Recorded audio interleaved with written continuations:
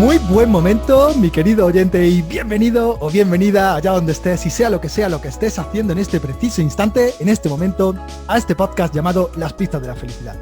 Un podcast de desarrollo personal y profesional donde hacemos dos cositas básicamente, ya lo sabéis. La primera, estudiamos y analizamos esas pequeñas pistas, esos rastros, esas huellas en forma de mentalidad, de emoción y de acción que van dejando a su paso por esta vida las personas de éxito, aquí cada uno que defina el concepto de éxito que más le guste, y además lo hacen con alegría, con optimismo, con pasión, con coherencia y acordes a su propósito de vida.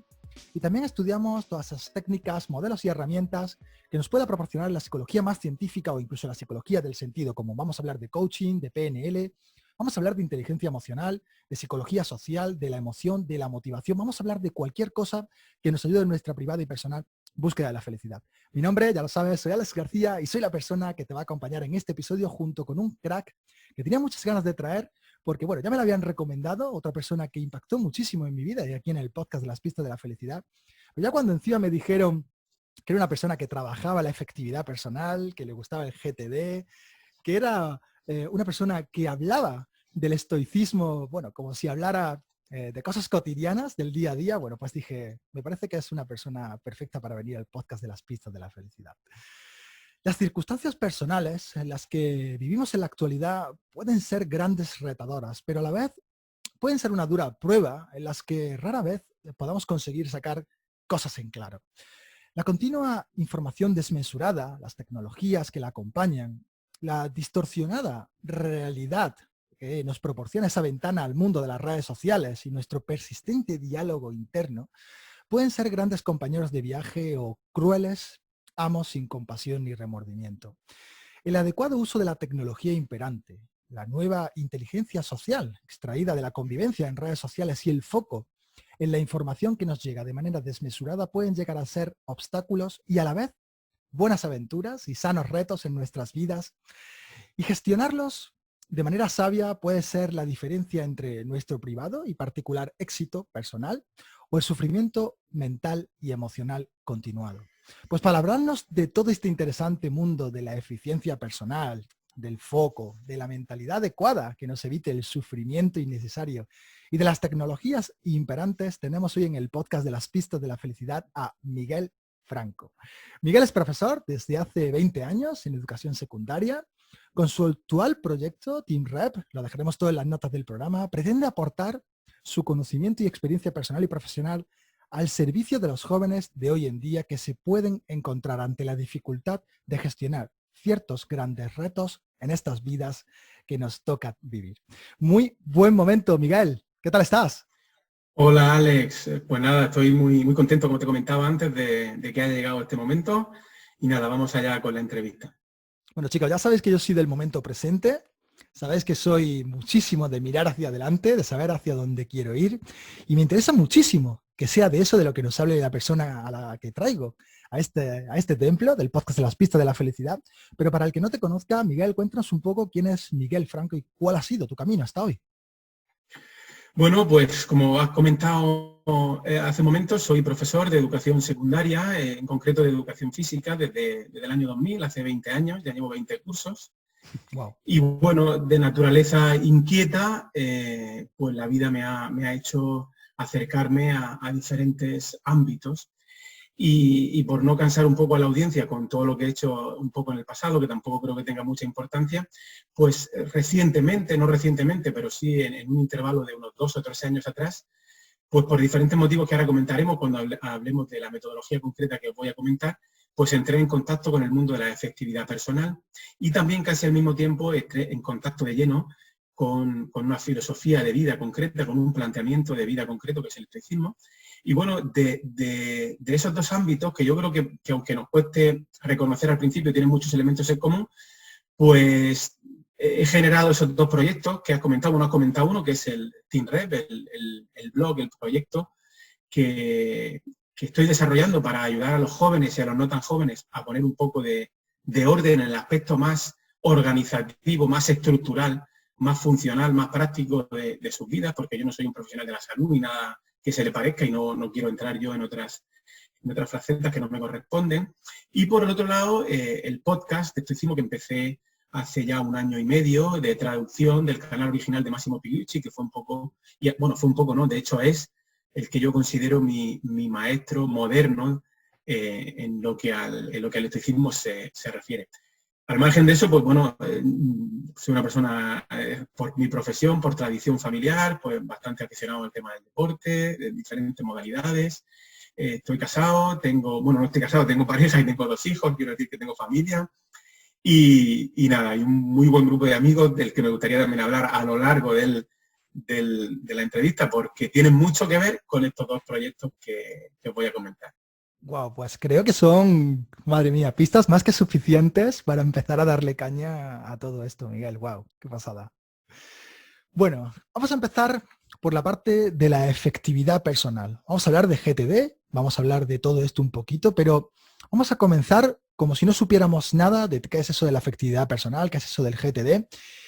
Y bueno, el Tito Google está ahí, podemos saber a un golpe de clic básicamente qué es eso de la efectividad personal y del GTD, pero a mí me gusta más preguntar, y por eso os traigo al podcast de las pistas de la felicidad, por experiencia vital. Miguel, a mí me gustaría que nos explicaras cómo entiendes tú el concepto de efectividad personal y en qué ámbitos en el día a día o en qué áreas te enfocas y lo trabajas. Venga.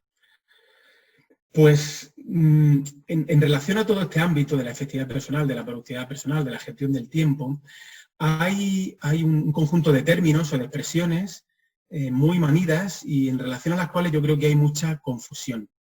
Uh-huh. Y además también creo que hay mucha confusión en el empeño que ponen, o que yo ponía también, pero que siguen poniendo muchas personas, entre diferenciar lo personal de lo profesional. Yo creo que cuando hablamos de efectividad personal hablamos de una competencia transversal para gestionar las cosas de nuestra vida y las cosas de nuestra vida son las cosas que nos afectan. Y de igual manera que nos puede quitar el sueño un problema familiar, nos puede quitar el sueño un problema laboral. Entonces no entiendo muy bien y creo que es un obstáculo separar aquellas cosas que elegimos para temas profesionales o para temas personales. La competencia de la efectividad personal no entiende de esas diferencias, como otras competencias, por ejemplo, la competencia de aprender a aprender o la competencia social o ciudadana. Uno no tiene unos valores para relacionarse con sus compañeros de trabajo y otros diferentes para relacionarse con sus vecinos. Yo creo que tenemos que ofrecer a la hora de aprender, porque una competencia se puede aprender, no nacemos con ella, aunque nacemos con las posibilidades de aprenderla, pues tenemos que intentar que por lo menos el punto de partida sea un punto de partida válido. Porque si seguimos hablando de gestión del tiempo, de productividad personal, cómo centrarnos demasiado en el cómo hacer las cosas, en lugar de centrarnos en qué queremos hacer primero, pues yo creo que vamos equivocados. Y eso genera mucha frustración en muchas personas que se ponen con este ámbito. Entonces hacen cursos de gestión del tiempo, prueban esta aplicación de recordatorios de tareas nuevas, pero en realidad no han cambiado la estructura, no han cambiado la forma de relacionarse con las cosas que le llegan a su vida y por lo tanto creo que están condenados a fracasar una vez más. ¿Qué emociones? Tú que hablas mucho de emociones, ¿qué emociones nos genera el fracaso?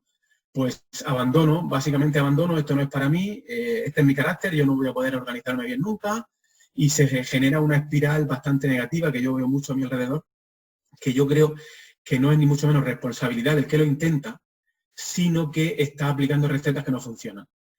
Entonces, yo creo que hablar de efectividad personal es más conveniente que hablar de productividad personal, es más conveniente que hablar de gestión del tiempo, que es algo que ya se sabe que no funciona y que, de hecho, el tiempo no es un recurso que se pueda gestionar, no es como el dinero que lo puedo poner en una hucha o invertirlo y que me venga más dinero al cabo de 5 años. El tiempo es una circunstancia que nos afecta.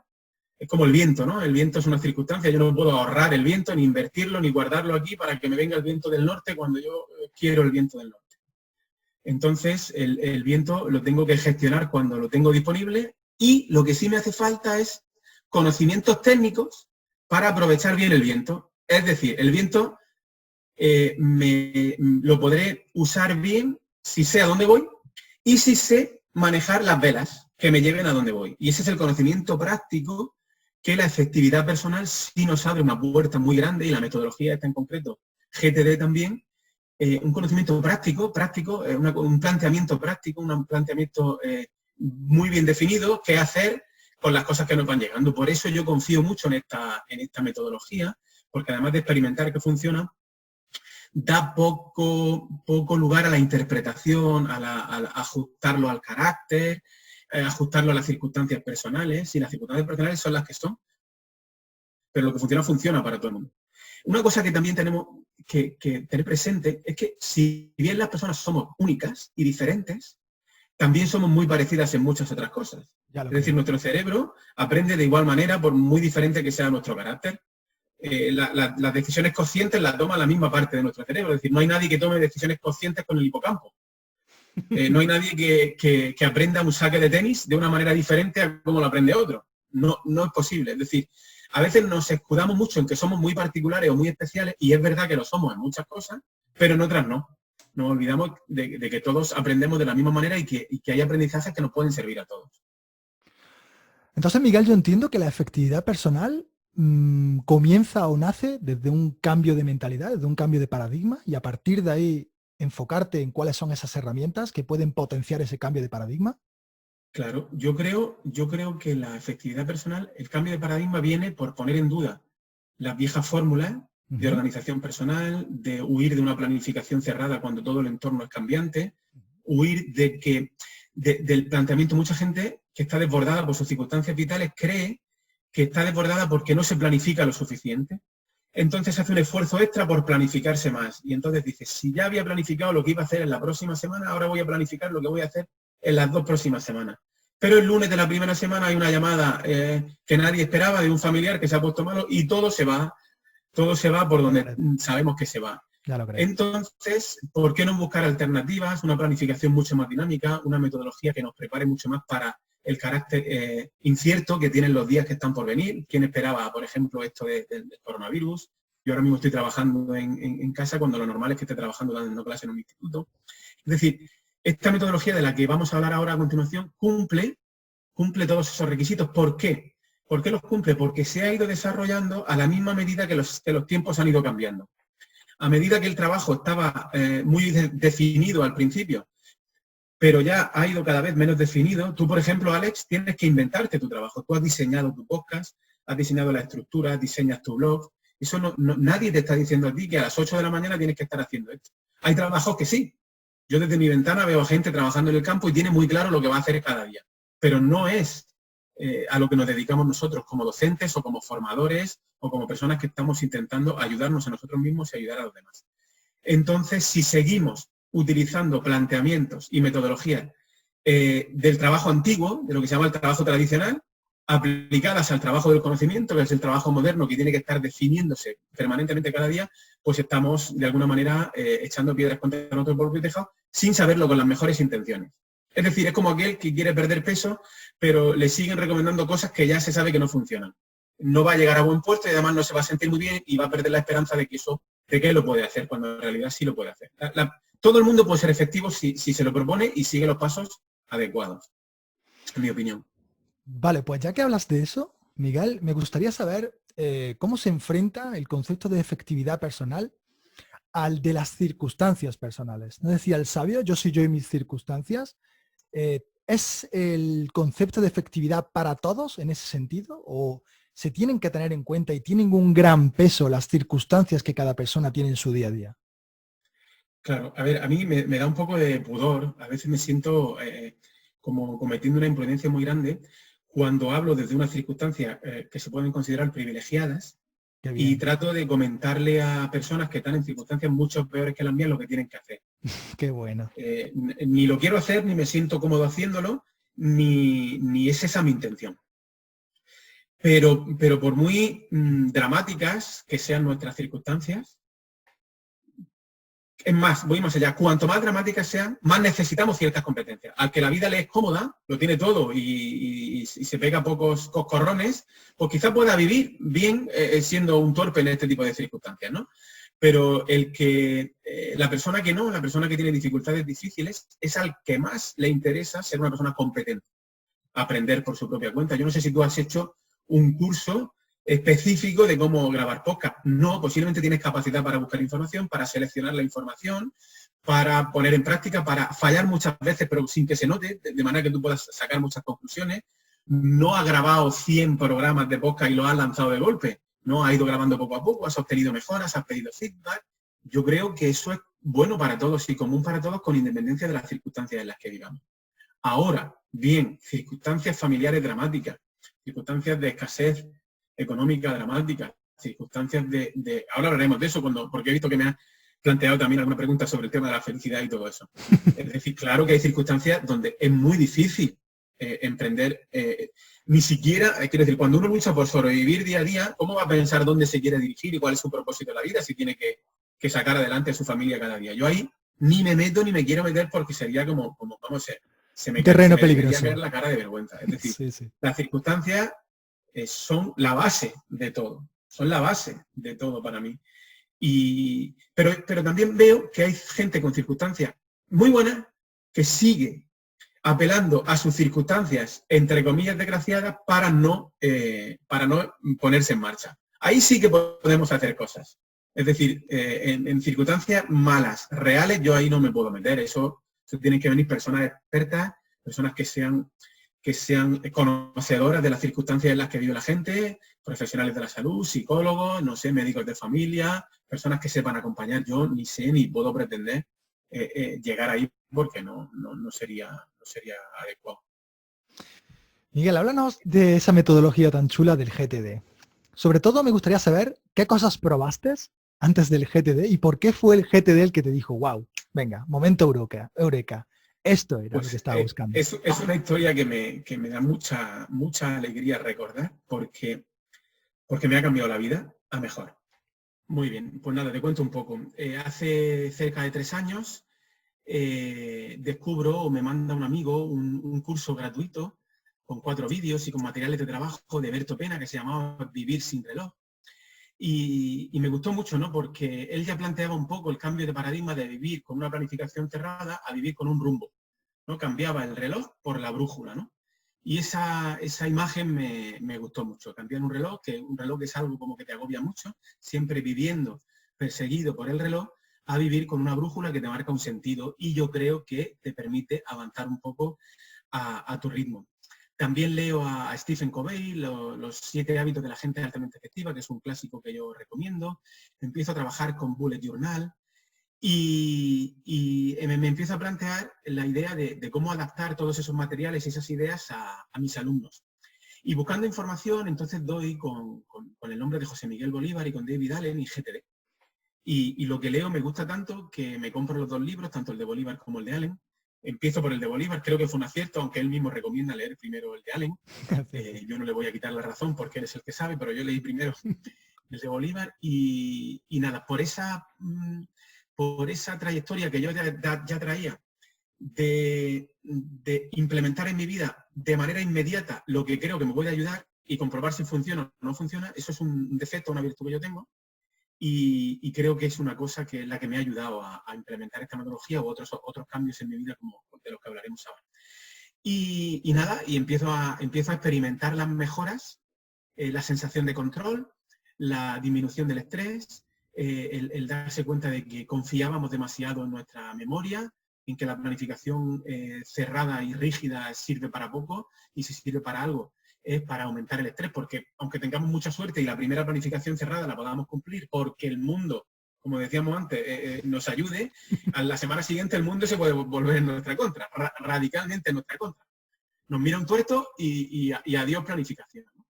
Y entonces yo creo que los principios universales básicos en los que se basa GTD, al margen de sus hábitos, de los que vamos a hablar ahora, pues funcionan para todos. Y entonces pues ha llegado para quedarse. El mismo José Miguel Bolívar dice que tiene cierto margen de mejora, la metodología en sí, porque se van conociendo nuevas cosas de neurociencia, de cómo funciona nuestro cerebro, de qué es mejor para aprender, de cómo podemos aprovechar mejor en cada momento para decidir mejor qué hacer en cada momento. Pero yo creo que como Bolívar dice, es el nuevo estándar de efectividad personal a nivel mundial, GTD, y si no GTD en concreto, en los principios en los que se basa GTD.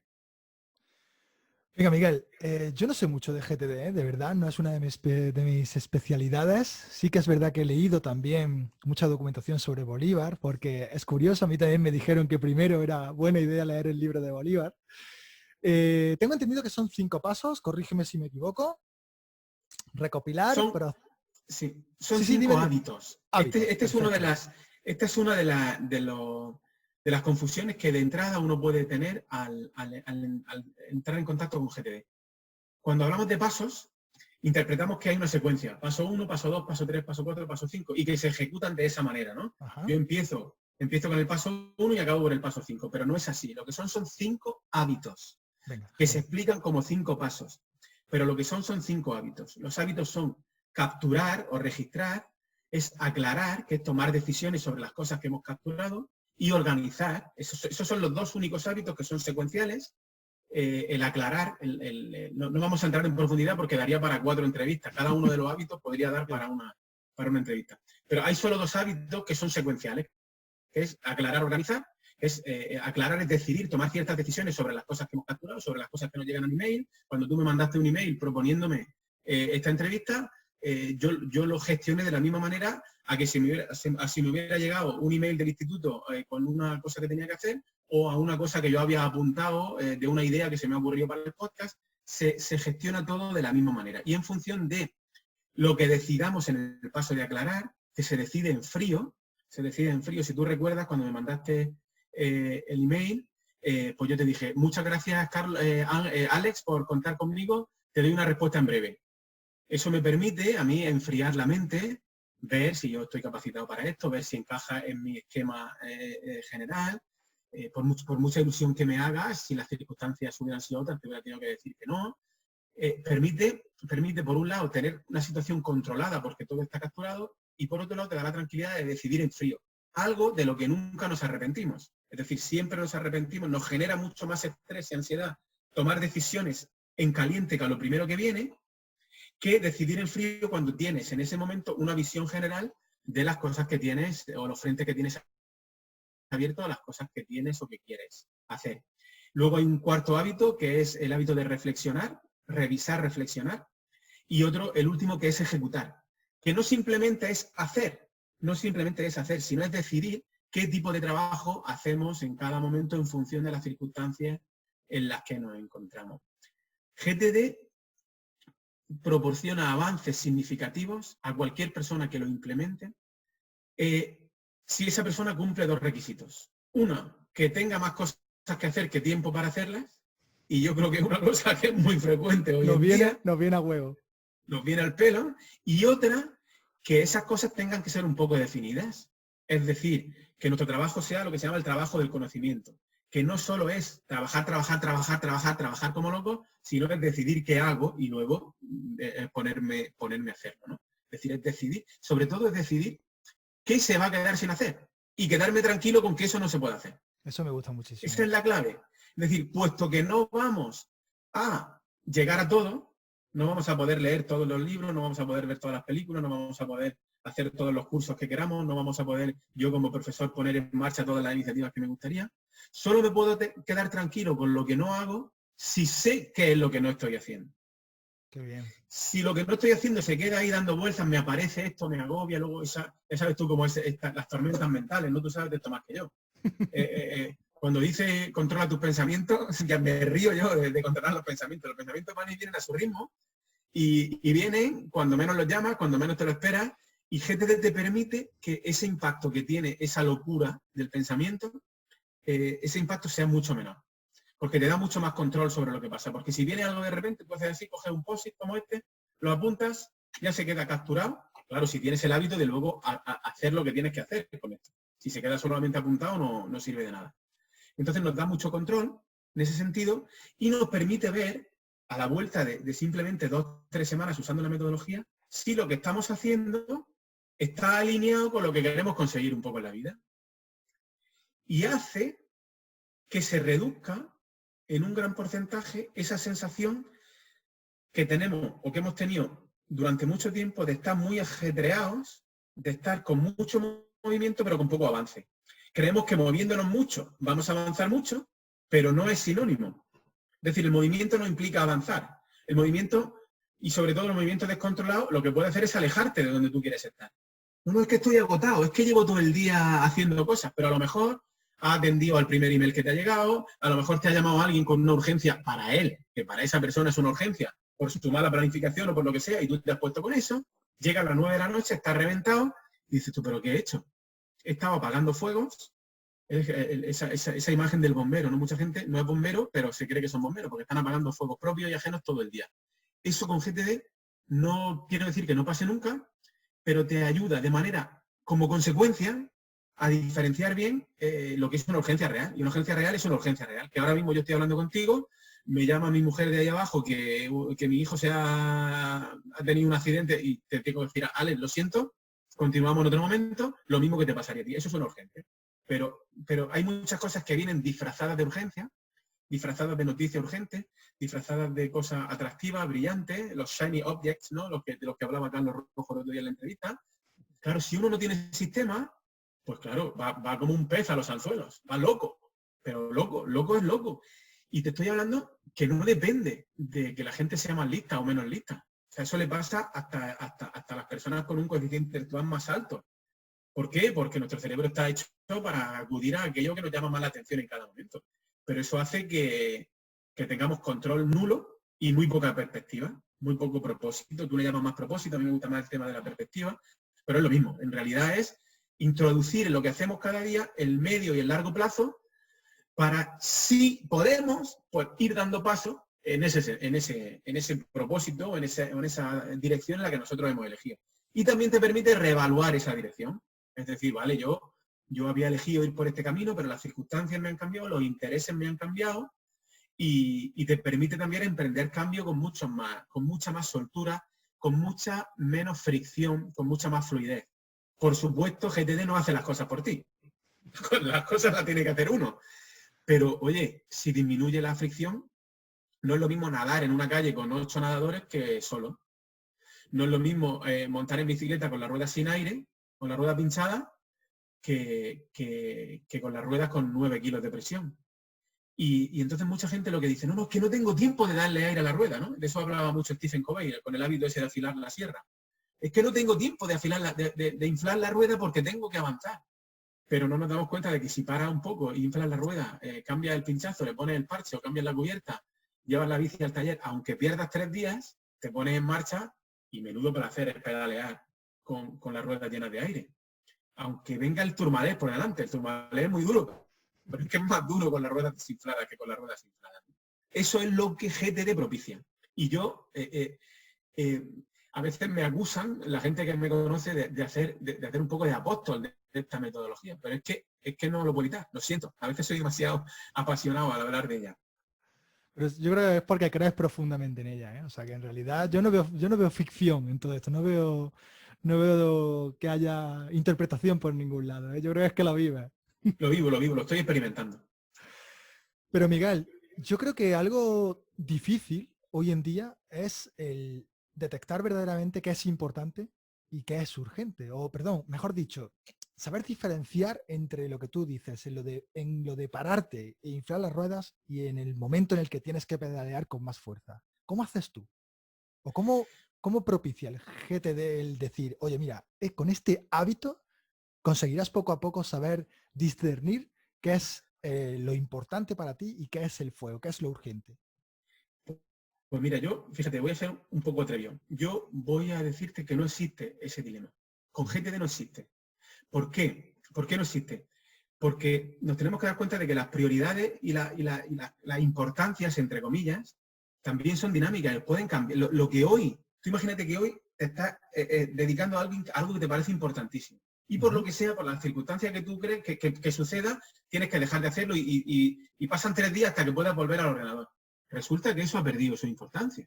No era tan importante. Si a la vuelta de 3 días algo ha perdido toda la temperatura que tenía en ese momento, no es ni importante ni urgente. Lo que pasa es que diferenciar eso sin tener estructura es muy complicado. Las urgencias en realidad son muy pocas.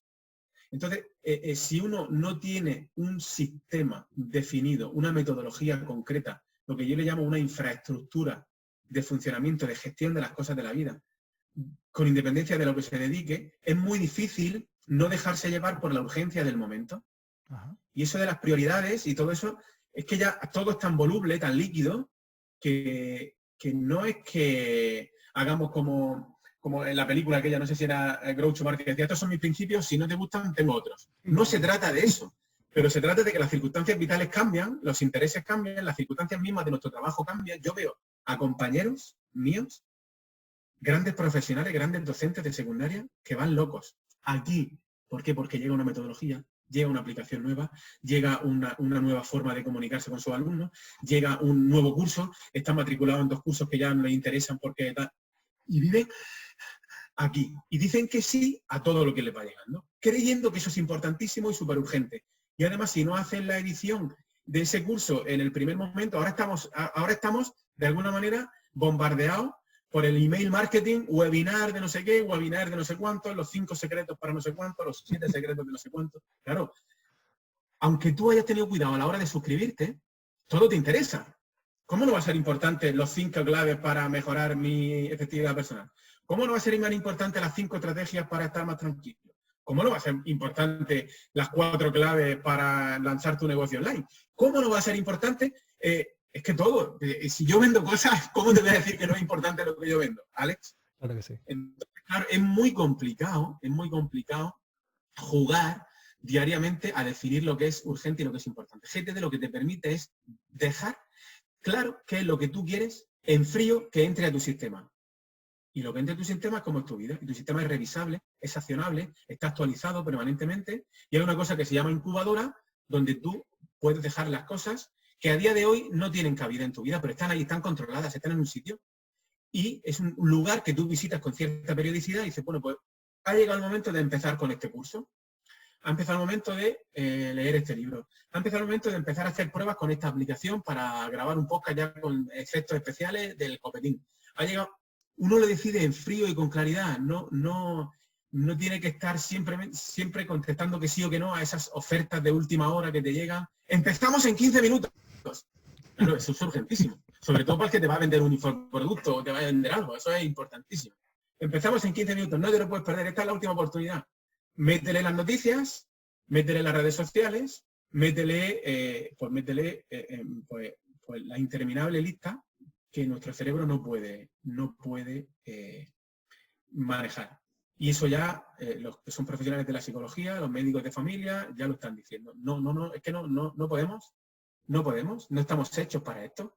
Entonces, no solo consiste en cuestiones técnicas superficiales, sino en cuestiones de paradigma, como tú has dicho, en cuestiones profundas, en cuestiones de dotarse, aunque haya que parar la bici, aunque haya que desmontar la rueda, aunque haya que comprar cubiertas nuevas, no podemos seguir avanzando de esta manera. Porque no solo no vamos a ningún sitio, sino que vamos a terminar totalmente desquiciados, culpando al mundo. Y vas a culpar al primero que se te cruce por delante. Que mi hijo ha hecho esto, que mi pareja ha hecho lo otro, que mis alumnos no trabajan, que mi director no sé cuánto, que mi no sé qué, no sé cuánto. Cuando en realidad no son los culpables de lo que a mí me está pasando. Es responsabilidad tuya, claro que sí. Bueno, y antes de entrar en una cosa que tenía mucha ganas de hablar contigo, de esa filosofía de vida tan chula que compartimos, Miguel, háblanos un poco de herramientas. Háblanos de aplicaciones o qué cosas en la tecnología de hace 20 años o en la tecnología actual usas tú para poner en práctica tu GTD. Pues mira, yo he sido tan obediente a la hora de implementar la metodología, siguiendo los consejos tanto de David Allen como de José Miguel Bolívar, que yo llevo mi sistema en un cuaderno. En un cuaderno A5 con separadores. Aquí están los diferentes elementos de mi sistema. Es una agenda que es toda mi vida o todo aquello que yo tengo que tener controlado, que es susceptible de generarme un problema, todo aquello que es susceptible de aparecer en el momento inoportuno y quitarme la concentración de lo que yo esté haciendo, todo lo que es susceptible de que se me olvide y que no pueda cumplir un compromiso bien conmigo mismo, bien con una tercera persona, eso está aquí. Eso está aquí, con este portamina y con este papel. A veces corremos el riesgo de identificar todo lo nuevo como bueno y todo lo viejo como malo. Pero lo analógico sigue teniendo su lugar en el mundo digital y yo, de momento, a la hora de la organización personal, he optado por lo analógico. Siendo un profesor muy digital y siendo una persona muy digital. Mi sistema está básicamente en este cuaderno y luego como aplicaciones pues tengo una aplicación muy básica, soy muy minimalista en esto de las aplicaciones digitales, que es Google Keep, para llevar algunos de los contextos de de GTD, uso Google Drive para el archivo digital, uso Feedly como suscriptor de blogs y de webs que me gustan, uso Pocket para lecturas pendientes y ahora estoy muy emocionado, llevo días con un sistema de gestión de notas para los que generamos contenido, como tú que generas contenido para las personas que escriben, que se llama Zettelkasten. No sé si has oído hablar de Zettelkasten. No. Pues te recomiendo que lo captures, Zettelkasten, Okay. porque es un sistema que me tiene cautivado. Estoy estudiándolo, he empezado recientemente a estudiarlo y bueno, ese básicamente es mi sistema. Pero bueno, las herramientas son lo de menos, porque las herramientas pueden ser un obstáculo. Las herramientas no van a solucionar los problemas que nosotros tenemos, a no ser que nosotros cambiemos nuestra forma de, no solo de manejarlas, sino de relacionarnos con las cosas que tenemos que manejar con las herramientas. Ok, lo voy a dejar en la nota del programa, porque me ha parecido interesante. Bueno, madre mía, estoicismo. ¿Cómo una cosa tan antigua puede estar hoy en día tan de moda? Porque yo creo que se está empezando a poner de moda esta corriente filosófica, esta forma de vivir, esta forma de pensamiento. Y sobre todo me gustaría saber cómo llegó a tu vida y cómo encaja eso del estoicismo en tu filosofía de vida. Hablamos un poco de todo esto. Venga, pues cuento un poco sin extenderme, porque como es un tema también que me apasiona mucho, corro el riesgo de tirar del hilo y no parar. Tú párame en cuanto lo consideres como... No, porque yo disfruto, yo no puedo pararte, ¿eh? No me pongan ese aprieto. En el episodio 78 del podcast de Meditaciones Estoicas cuento un poco la historia de lo que es mi relación con el estoicismo, pero tiene como varios puntos, ¿no? El primero es pues lo que uno puede estudiar en el instituto, en bachillerato. Yo no soy de la ESO, soy del PUB y del COU. Y bueno, lo que ha podido uno conocer de los estoicos en el instituto y arrastrando desde entonces pues esa imagen estereotipada del estoico como alguien al que no le afectan las cosas, ¿no? Está por encima de las emociones tanto positivas como negativas. Y luego ya aprendo que es una idea equivocada. Y luego en un blog que yo sigo desde hace mucho tiempo, todos lo conocéis, de Cine Revolucionario, de Marcos Vázquez, pues hubo un post que hablaba de 7 lecciones estoicas que pueden ser de no me acuerdo en concreto del post, ¿no? Y luego hubo otro elemento que un muy buen amigo mío, Augusto Ariza, en su cuenta de Twitter, en su bio de Twitter, tenía una cita de las meditaciones de Marco Aurelio, que decía: examina con atención tus guías interiores e indaga qué evitan los sabios y qué persiguen, ¿no? Y es dentro de lo poderosas que son todas las meditaciones de Marco Aurelio, esta en especial, ¿no? Dice, indaga qué evitan los sabios y qué persiguen, ¿no? ¿Por qué son sabios los sabios? ¿Qué han hecho? ¿A qué se han acercado? ¿De qué se han alejado? Y como yo no soy más listo que ellos, ni ahí arrimado, como decimos por aquí por Murcia, y siempre se me ha dado muy bien copiar, es decir, yo no puedo presumir de eso, pero puedo decir que me ha servido como competencia. Yo lo digo con la boca pequeña, que no me digan mis hijos. Yo me copié mucho en el instituto, ¿no? De los que sabían, de mis compañeros que sabían. Además eran muy generosos conmigo y me dejaban copiar. Y digo, ¿por qué no sigo copiándome de los que saben? Pero no copiándome para obtener una buena nota, sino para vivir mejor. Porque el estoicismo de lo que habla es de aspirar a una vida mejor, a una buena vida.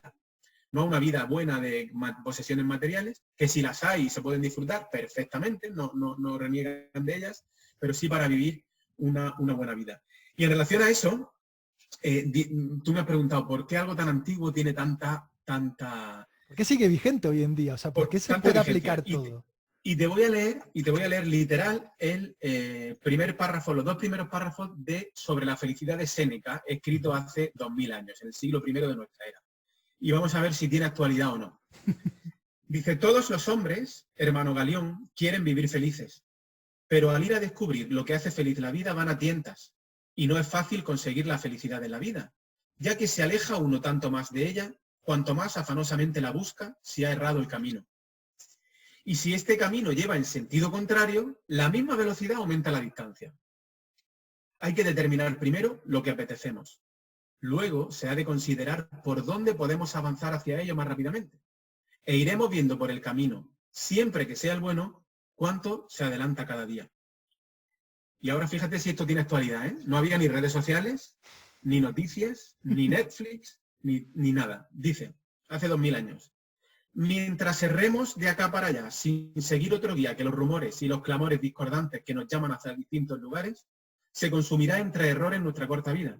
aunque trabajemos día y noche para mejorar nuestro espíritu. O sea, está definiendo hace 2000 años lo que nos pasa ahora, que estamos esforzándonos mucho, si la gente yo creo que se esfuerza.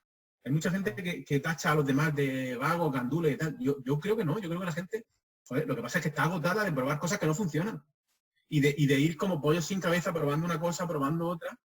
Dice, hay que decidir, pues, a dónde nos dirigimos y por dónde. No sin ayuda de algún hombre experto que haya explorado el camino por donde nosotros avanzamos. Es decir, necesitamos guía, necesitamos coger un camino, probar, sacar conclusiones mientras vamos avanzando y eliminar un poco de nuestro campo de visión, como si vamos conduciendo y queremos tener todo el mundo a nuestra vista, ¿no? Tenemos que tener la carretera y quien va viniendo, que es lo que nos va a permitir o impedir llegar al trabajo en el coche. Eso no lo ponemos en duda.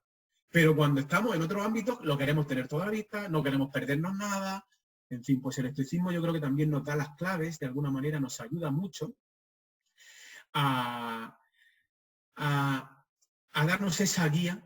Es una filosofía práctica, una guía sobre cómo actuar en el mundo moderno pues para el tiempo que tengamos de vida, que no sabemos cuánto va a ser, no sabemos ni siquiera si este episodio se va a publicar. No lo sabemos. Nos hace mucha ilusión que se publique, Alex, pero no lo sabemos si se va a publicar. No lo sabemos, Miguel, es que no lo sabemos. Mientras estemos vivos, pues vivir con un objetivo claro que es la tranquilidad, la paz interior, la ataraxia, de la que hablan los estoicos, y de alguna manera introducir en nuestra vida aquellas cosas que nos acerquen a ese estado de ataraxia, no que nos alejen. Lo que no podemos decir es que queremos tranquilidad, pero si nos levantamos, desde que nos levantamos hasta que nos acostamos, hacemos lo contrario de lo que nos proporciona tranquilidad, pues ahí hay una no me gusta llamarlo incoherencia, porque yo soy también el tío más incoherente del mundo, porque la coherencia absoluta no existe, ¿no? Pero lo que hay es una incongruencia muy grande entre lo que decimos perseguir y lo que hacemos para perseguirlo. Y aquí Séneca, en el párrafo primero de su libro sobre la felicidad, nos lo dice, ¿no? Entonces el estoicismo es una filosofía de vida, una forma voluntaria y consciente de estar en el mundo que nos puede dar un poco las claves para iniciar ese camino, que no quiere decir que lo vayamos a conseguir, pero quiere decir que cada momento de tranquilidad que nosotros consigamos, pues bien habrá merecido el esfuerzo, por lo menos desde mi punto de vista. Hace muchísimos años, muchos años, leí una historia que hablaban de un joven esclavo que le daba por pensar, que le daba por meditar y que le daba por tener unas profundas reflexiones sobre la vida.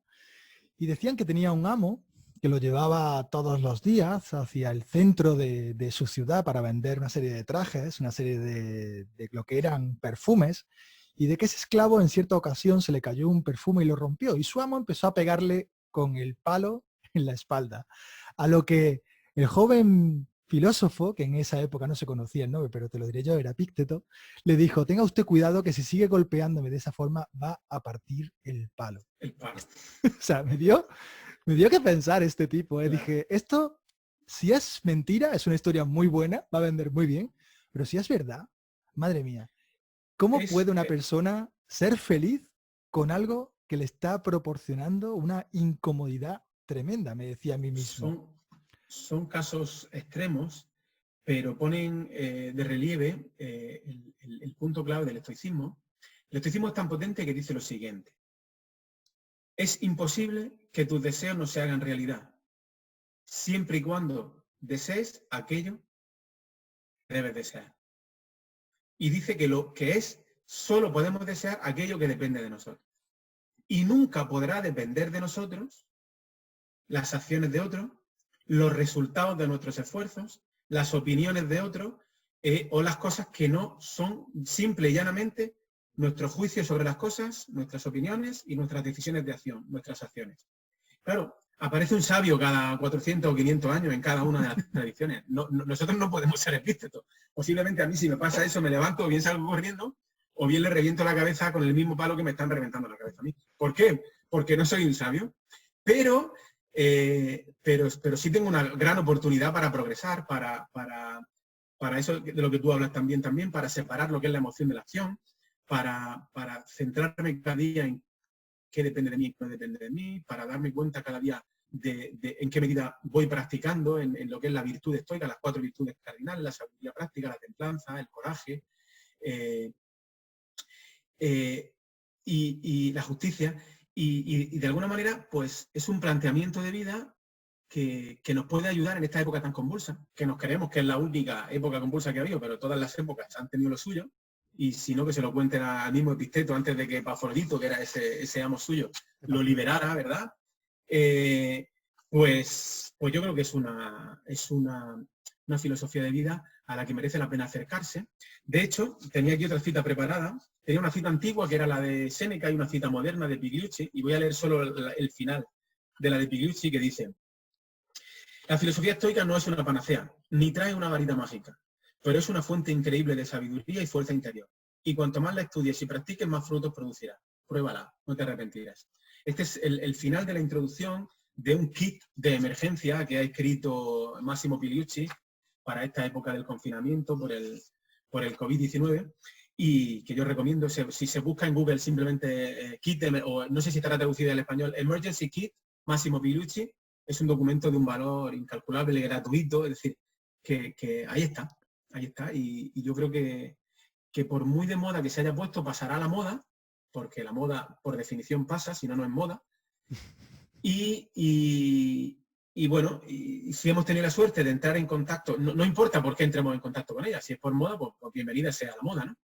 Y nada, y yo invito a la gente a que conozca un poco más de ella, invito a la gente a que escuche entrevistas de Massimo Pigliucci, entrevistas de otras personas, que de Donald Robertson, que también habla de estoicismo, en las meditaciones estoicas, que es lo que hago yo, que no es nada más que tenga mucho mérito, que simplemente es traducir al español el canal de Massimo Pigliucci. En fin, las puertas de entrada pueden ser varias, pero yo creo que nadie se arrepentirá de poner en práctica en mayor o menor medida esta filosofía de vida.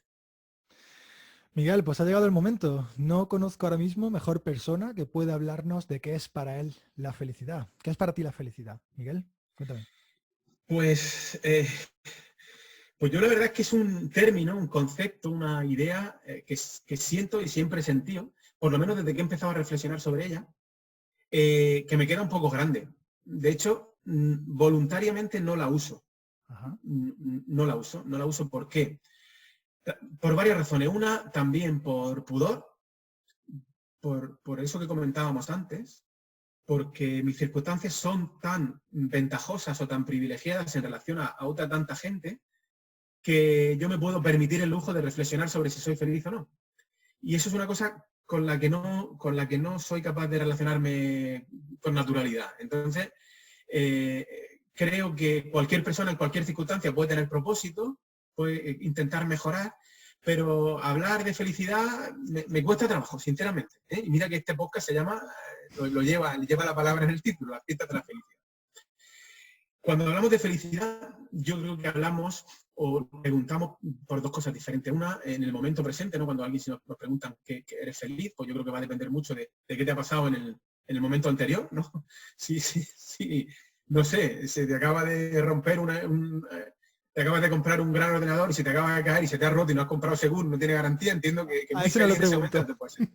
Eso es una cosa, y luego está el conjunto, ¿no? El conjunto, la vida en su conjunto, se siente uno satisfecho con la vida, con lo que está haciendo, tiene uno perspectiva de mejorar, tiene uno frentes abiertos que le aporten valor a su vida. Yo creo que también tendrá que ver con eso. Paul Dolan, que ha escrito un libro muy bueno que se llama Diseña tu felicidad, él estudia. La suerte que tenemos es que en relación a este ámbito cada vez hay más evidencia científica. Porque como nada escapa a la biología, la felicidad también tiene su base fisiológica, tiene su base neurológica, tiene su base hormonal, tiene su base de contexto. Cada vez sabemos más sobre este tema y eso es bueno porque nos impide irnos cada vez más por los aires, ¿no?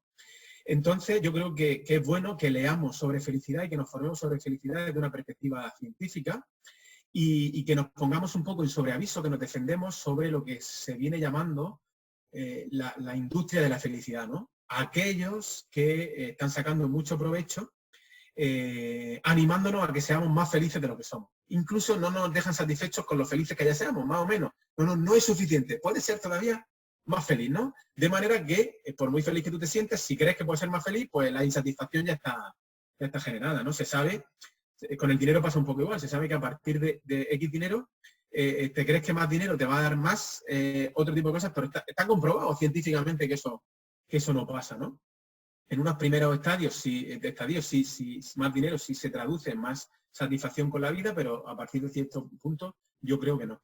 Y yo creo que cuando hablemos de felicidad, y sobre todo los que habláis de este tema y los que con mucho mérito estáis ayudando a mucha gente a emprender este camino, debemos o debéis ser muy prudentes a la hora de este tipo de mensajes, ¿no?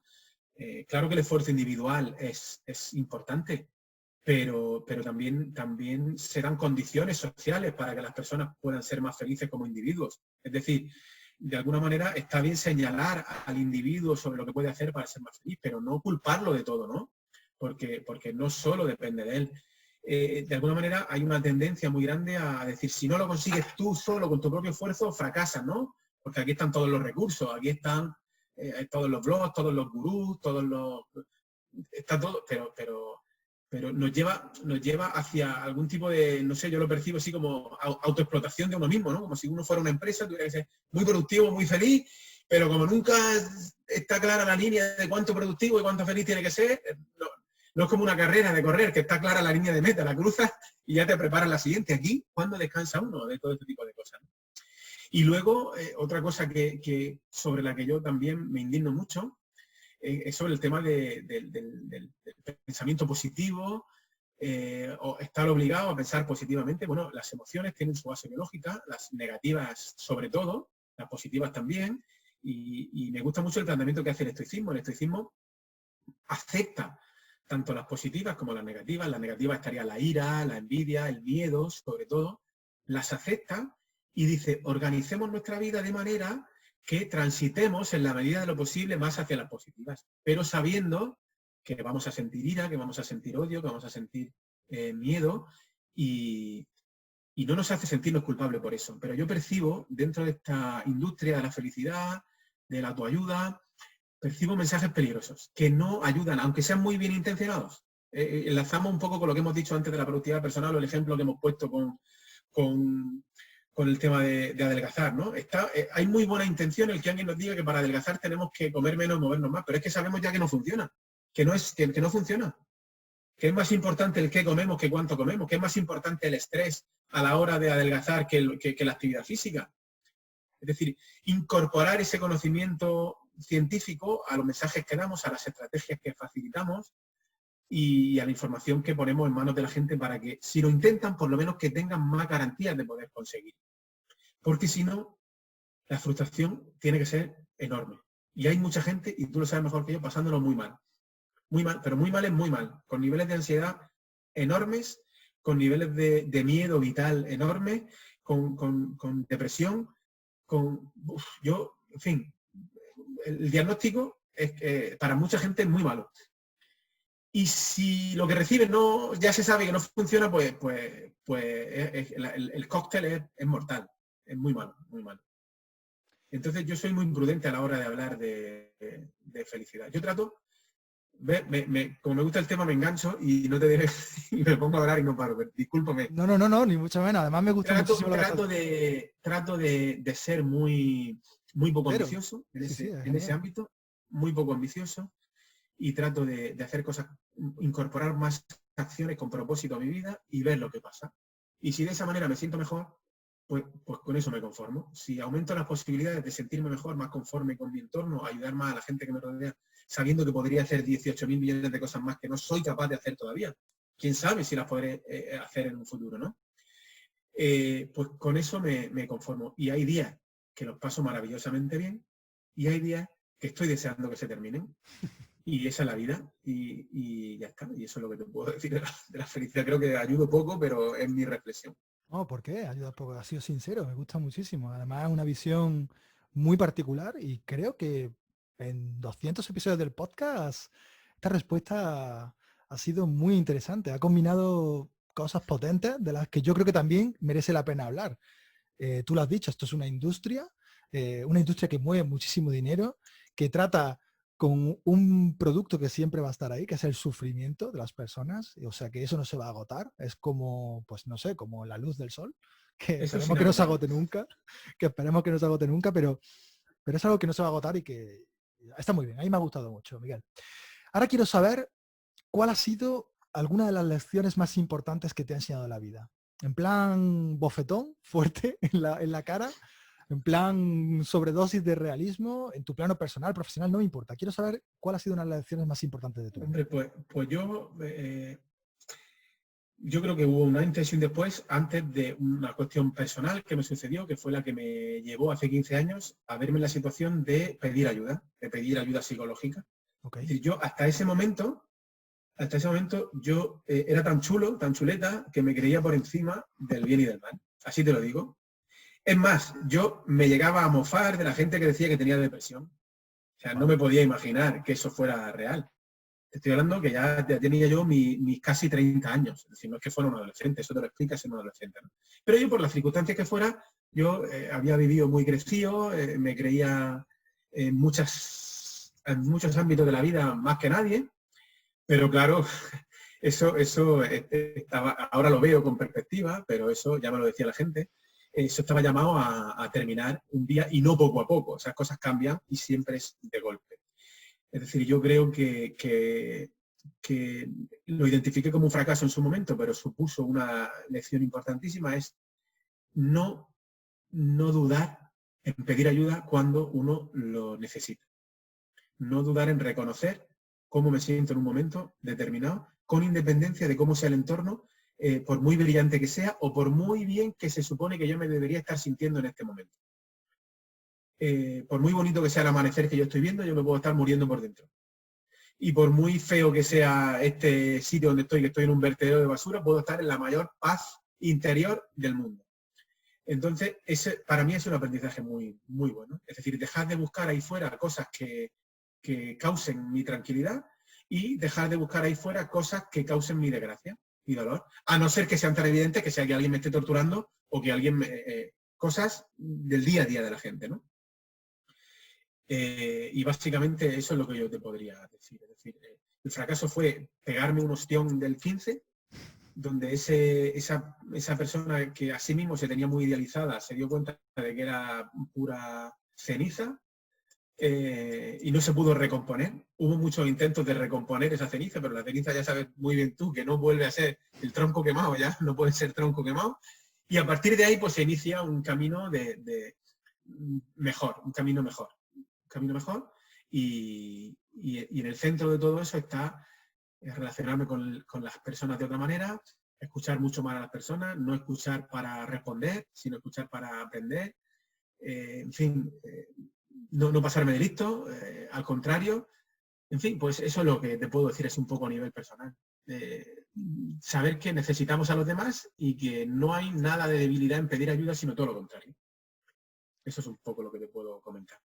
El poder del hábito, Miguel. ¿Tienes hábitos? ¿Crees en él? Venga, cuéntanos. Hombre, pues no es que crea en él, es que creo que es la mayor herramienta de transformación vital que puede existir. De hecho, todo el mundo sabe lo que tiene que hacer, lo que pasa es que no lo hace con la suficiente frecuencia. Ajá. Ni más ni menos. Qué bien. Todo el mundo sabe lo que hay que hacer, pero o bien no se dan las circunstancias, o bien no se ha diseñado un entorno para que hacer lo que hay que hacer sea más fácil, o bien a la gente no le ha llegado el momento, o no quiere. La libertad es el valor supremo.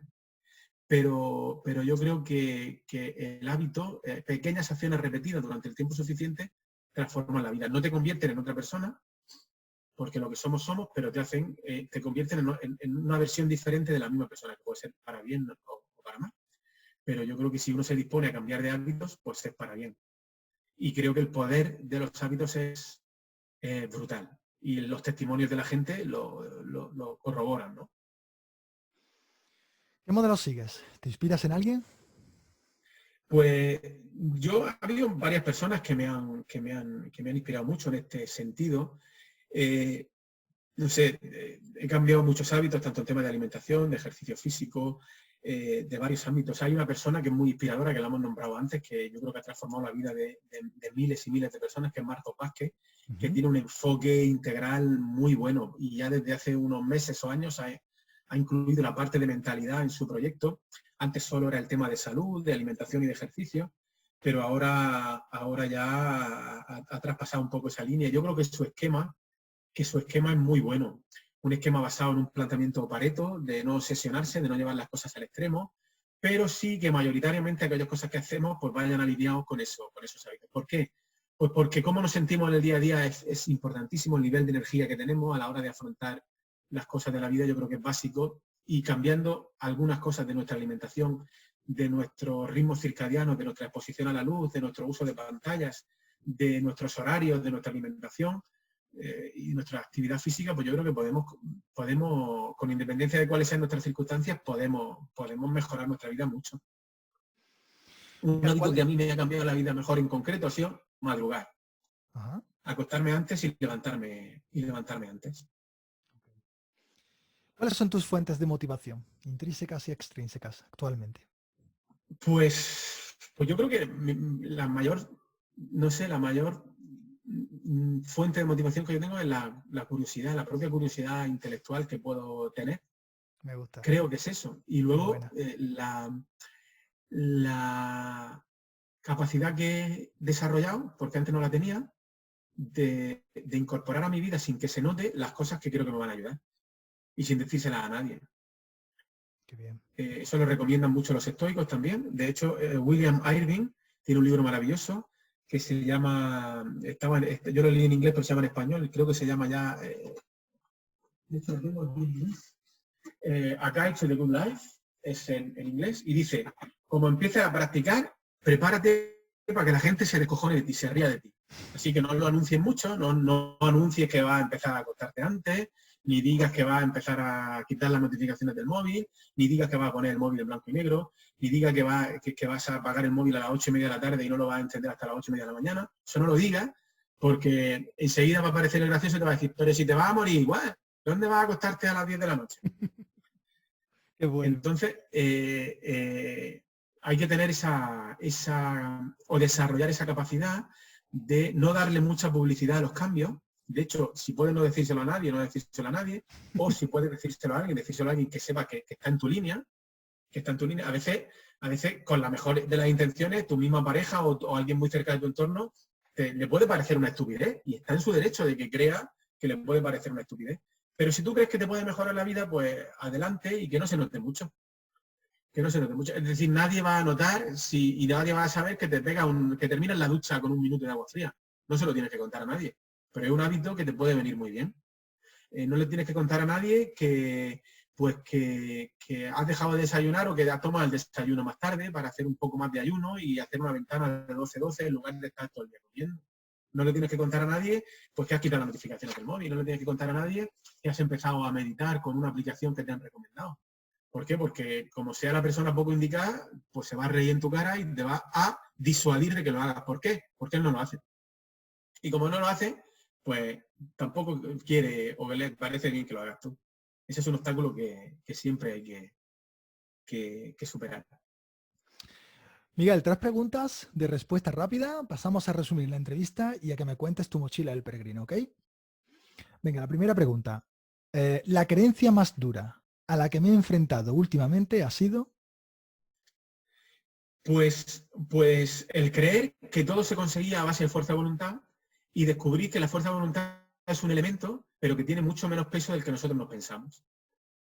Es decir, la fuerza de voluntad sirve para ponernos en marcha o para parar un tren, pero no sirve para continuar todo el trayecto. Hay un agotamiento muy grande y creo que es mucho mejor cambiar ciertas cosas antes que confiar mucho en la fuerza de voluntad. Cambiar ciertas cosas de nuestro entorno, disminuir la fricción para que la fuerza de voluntad tenga más recorrido. Yo creía también que la gente que no hacía las cosas era simplemente porque no quería. Y ahora veo que no es porque no quiera, sino que es porque lo tiene muy complicado. Porque hay circunstancias y elementos de su entorno, conscientes o inconscientes, visibles o no visibles, que es imposible que avance. Es decir, con las ruedas pinchadas y por un camino de piedra, por mucho que quieras pedalear, es que no puedes. Pero ahí están los dedos señalándonos, diciéndonos que no avanzamos porque no queremos. Pero resulta que no se ve el camino, que está lleno de piedra y que las ruedas están sin aire. Además, es una bici de carretera en un camino de tierra, cuando en realidad necesitaríamos una bici de montaña y con aire en las ruedas. Entonces, claro, no es solo querer pedalear, sino es cambiar la bici. Y es más fácil cambiar la bici que agotarse pegándose trompazos contra la siguiente piedra. Eso es un poco la creencia que más me ha, bueno, no que más me ha transformado, sino que menos, o que más me ha ayudado a juzgar menos a los demás. Me gusta. La crisis del coronavirus me ha enseñado... Pues me ha enseñado que tengo que mejorar y que tenemos que mejorar como sociedad en nuestra formación matemática, en lo que es el pensamiento probabilístico, en saber estadística básica, en saber qué es un riesgo. Cuando dicen que aumenta el riesgo en un 30%, ¿qué significa? ¿Qué es el riesgo relativo? ¿Qué es el riesgo absoluto? Cuando vinculan un enlace de un estudio a una noticia, que sepamos leer ese estudio, porque si no estamos manejados por quien nos quiere dar las cifras de manera interesada. Es decir, cuando alguien dice, si tengo un céntimo y me dan otro céntimo, pues tengo un 100% más de dinero, pero tengo la misma miseria que tenía.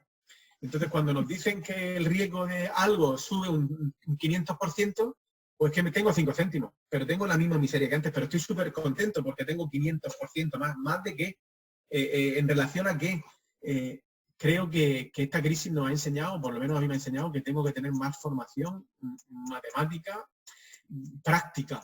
Es decir, que yo cuando ahora que estamos manejando tantos datos, sepa hacerme una idea real, un buen juicio, eso el estoicismo también habla bien, una opinión informada, calmada, sobre lo que está ocurriendo, porque si no me van a engañar. Las redes sociales son... Pues las redes sociales son una herramienta maravillosa con una cara oculta tremenda. Me gusta, qué buena. Son una herramienta maravillosa. A mí por Twitter he accedido a gran parte del conocimiento que me ha transformado como profesor y como persona. Pero lo he tenido que desinstalar del móvil y de la tablet. Solo puedo entrar en PC. Y si corro el riesgo de por la mañana, antes de aclarar mi bandeja de entrada y tal, meterme en Twitter, a veces se ha pasado 1 hora y media y no me he dado cuenta.